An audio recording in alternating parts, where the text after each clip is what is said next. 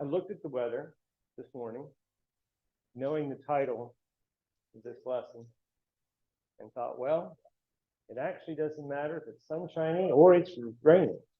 It's all about attitude. But it's a bright, beautiful day, and we're blessed. So let's start off with Psalms 100. Serve the Lord with gladness. Come before him with joyful singing. We just were singing. And hopefully there was joy in our hearts, each one of us individually. Because collectively it sounded that way. But that's how we serve the Lord. Joyfully. Question is, for each one of us, do we consider that a privilege or a duty? We're going to look at different aspects through the Bible about attitude and words and thoughts that relate to attitude. And we're going to come back to this at the very end.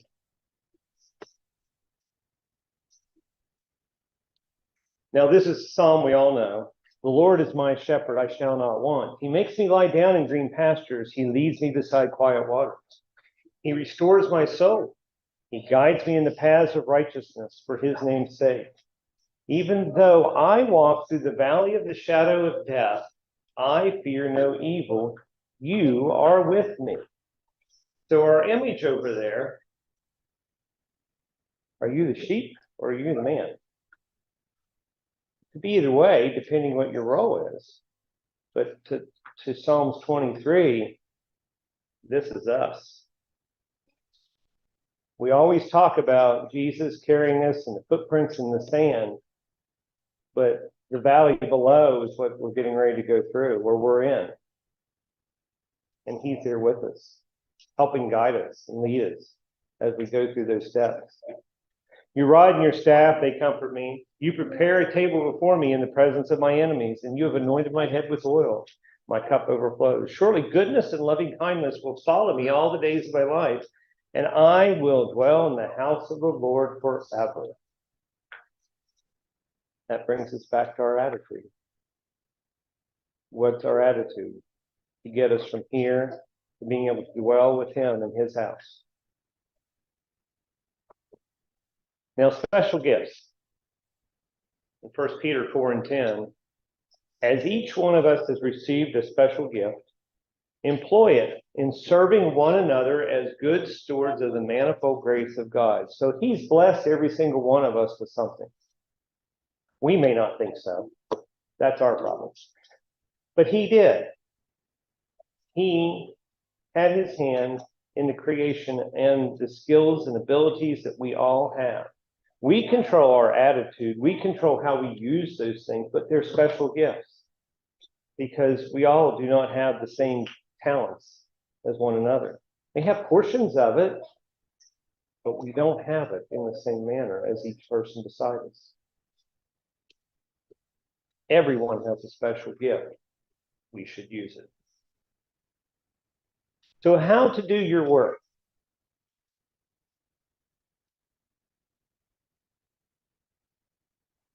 My grandmother used to say, leave things better than you found them. Colossians 3 and 23, whatever you do, doing your work heartily as for the Lord rather than for men. Leave things better than you found them. You're working for the Lord, and he's your boss. How are you going to do your job every day? Well, that's hard sometimes to keep that in mind because of the workplace, and I'll just leave it at that. But, except for Frank, he gets to ride out in the sunshine or raindrops sometimes. but he, not to pick on Frank, but he does get to enjoy the outdoors every day. Some days it's a little damp, some days it's a little hot. This is true. This is true. But in everything we do, we should do it as if the Lord is the one standing there watching to see what's the work. He is standing there to watch to see the work we do. What's our attitude? How are we doing that job? So do all as if working for the Lord. And that word heartily. So I looked it up. In a cordial manner, with warmth and sincerity, she greeted us heartily. She welcomed them in. Thoroughly, completely, wished heartily that they would stay with zest and enthusiasm. Now that puts a whole nother twist to the words, because these are describing what's the attitude of that word. Cordially, completely, and zest. We're approaching the things we do, whether it's our day-to-day lives or it's our spiritual lives, it's a dwelling in us as to what's our attitude. Life has a lot of challenges. Right here, I can go back and put that image of that valley beneath, back on the slide right after this one, because that's what we're facing. And you can put storm clouds on there moving in from one side and the sunshine on the other, because that's what life is. Yesterday, I was Mount Victory and over towards Lima, and I could see the blue skies, and I could see the divide in the clouds. But you know, it took me a half an hour before I crossed under that divide, but I could see it for a far ways off. But the same thing's true in life. We don't always see the gloom coming, but we can see the sunshine coming, or that light at the end of the tunnel, as we always describe. Taken care of. The Lord is my shepherd, I shall not want. I could have also used the one about he takes care of all the birds too. He's faithful to us. He provides for our needs. He guides us and he comforts us. Go back to that image of him and the sheep. He's there with us. He's helping us throughout everything. And by the way, does he ever leave our sides? No. Do we leave his? Yes.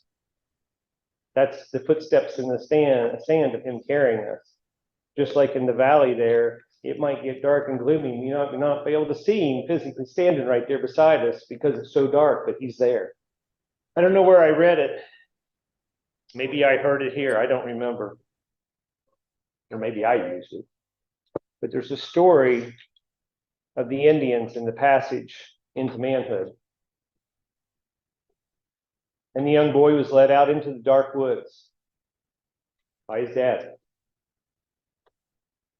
And he had to stay there all night as a part of the ritual of his passage to manhood. So they took him out and they left him. And everything was still. You could hear everything that was going, every sound that was happening. And the boy got nervous through the night. He got scared. But he didn't run. He knew he had to stay firm. When light came, his dad was but a few feet away. The same way here, the Lord is watching over us. Not in that same physicalness as that description is, but he's there. Gratitude, 1 Thessalonians 5:18. In everything give thanks, for this is God's will for you in Christ Jesus.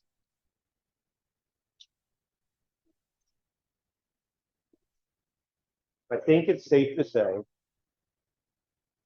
that everyone, doctrines aside, that believes in God, thanks God.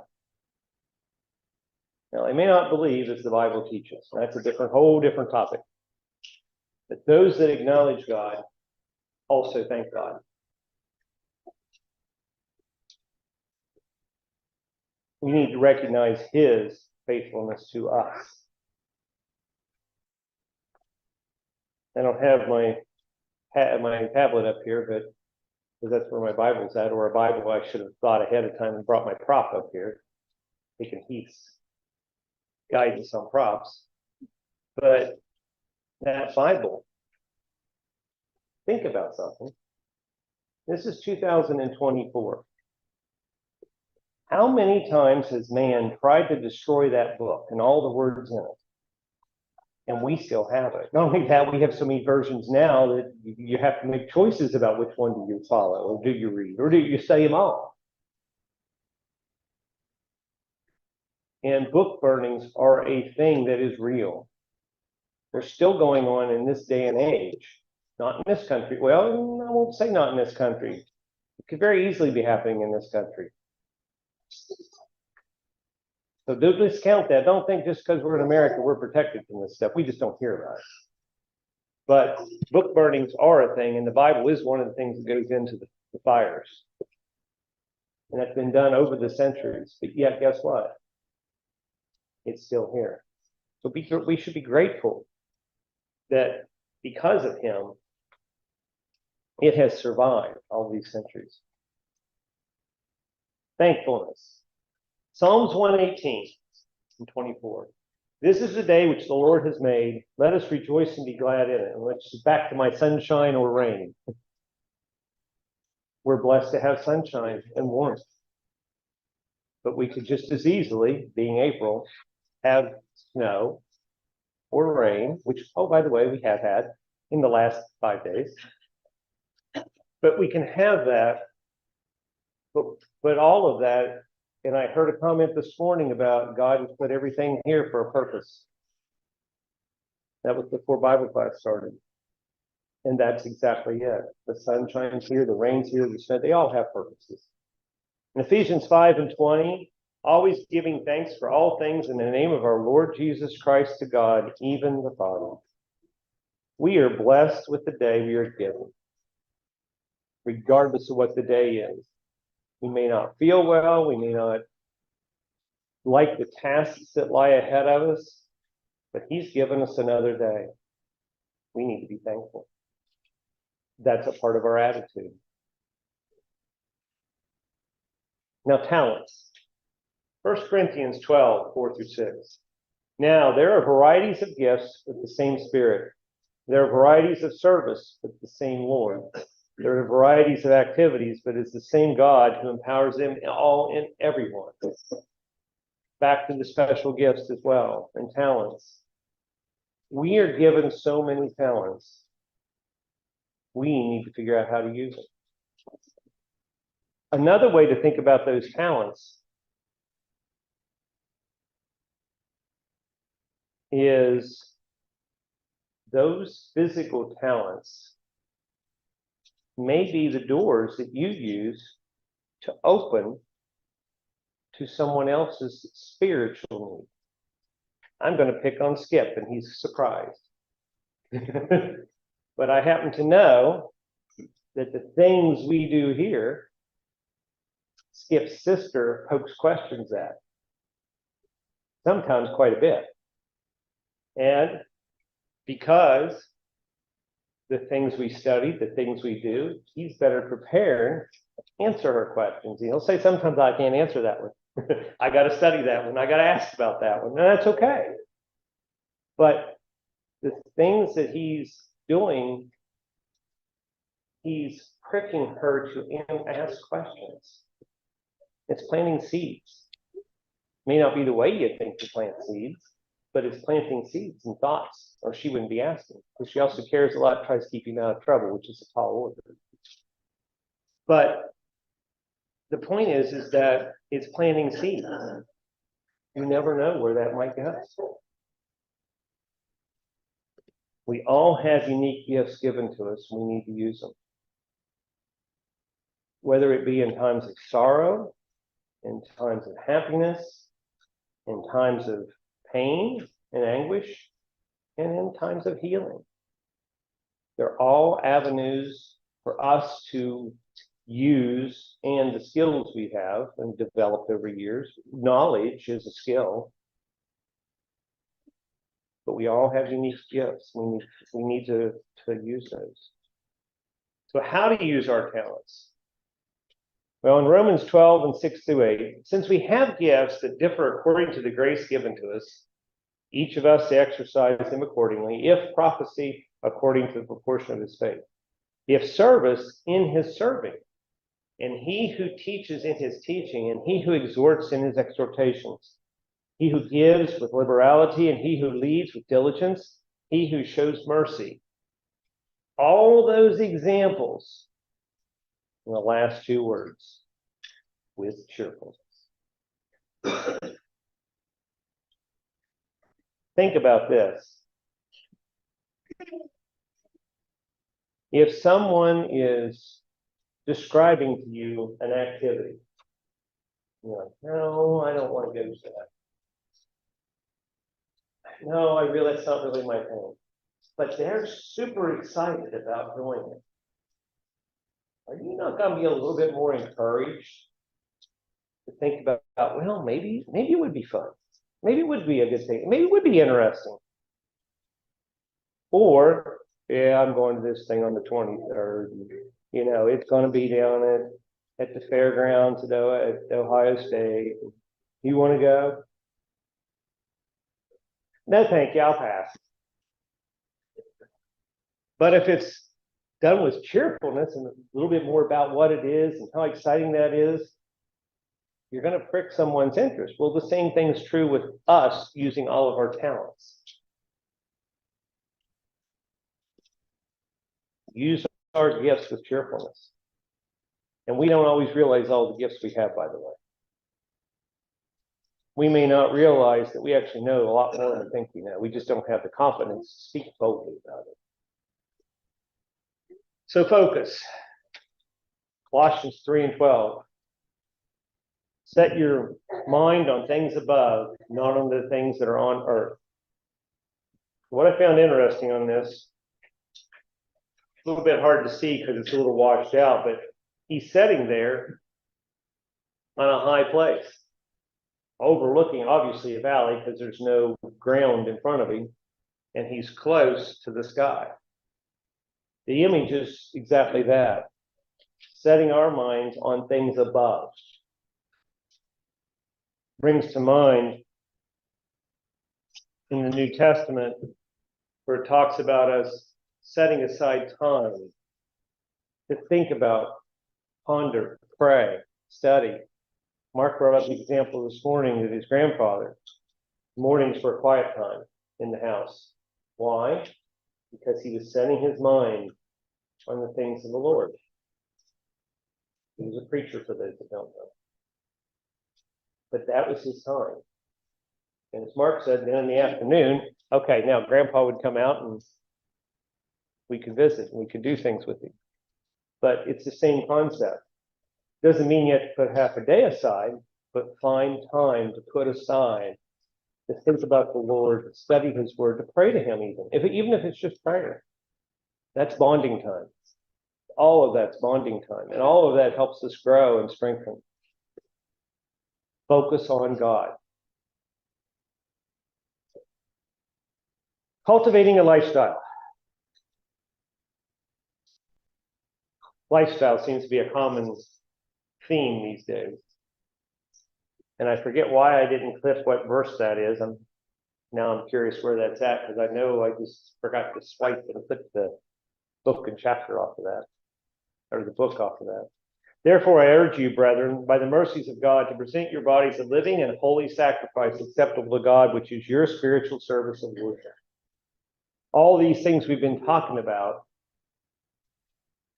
all manifest themselves in our lifestyle. It's how we live. It's the I want to say the rules we live by, but it's the way we live by. And it becomes us. And we embrace that. We embody that. We exude that. That's the cheerfulness. Focus on God. So some final thoughts. Serve the Lord with gladness. It's not a command. It's an invitation. With cheer, with gratitude, with joy. Is it a privilege? Did we get this opportunity? Think about what we just observed. Or is it a duty? Military service, in some circumstances, is a duty. We don't have to follow God. And the question is that I could easily go into a whole other set of slides, is what's your goal? Your goal is to be in heaven with God, He's given us a privilege to be able to get there. If we look at it as a duty, I've got to do these tasks, and that ends my service. That's not how to think about it. Think about the things we just talked about. It's a privilege. Be cheerful about it. Share that with us. Down at Ohio State Fairground, invite them cheerfully. But exude that cheerfulness regardless of what the weather is. So that's a huge factor about what our mood is today. As we all know, if it's snowing, Barbara's already one less. My mother used to say, for every day it doesn't snow, it's one less day it won't snow this year. That's how she got through the winter, because she got to where she couldn't go and couldn't get out. She looked for the sunshine. But regardless, look for the positive, look for the cheer, exude the cheer. Some days it's hard, but people notice it. Skip's sister notices the things he brings home, our bulletin, other things that he might be doing, and she asks questions. And I'm sure we all have that. People ask us questions.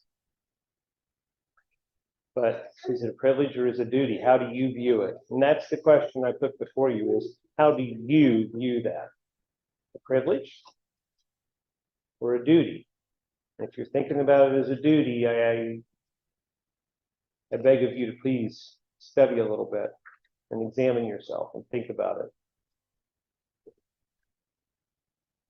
With that said, we now have a convenient time if you need to come forward or if you need to make things right. There's a plan of salvation, and if we're falling short, there's a plan for that. What can we do to help you?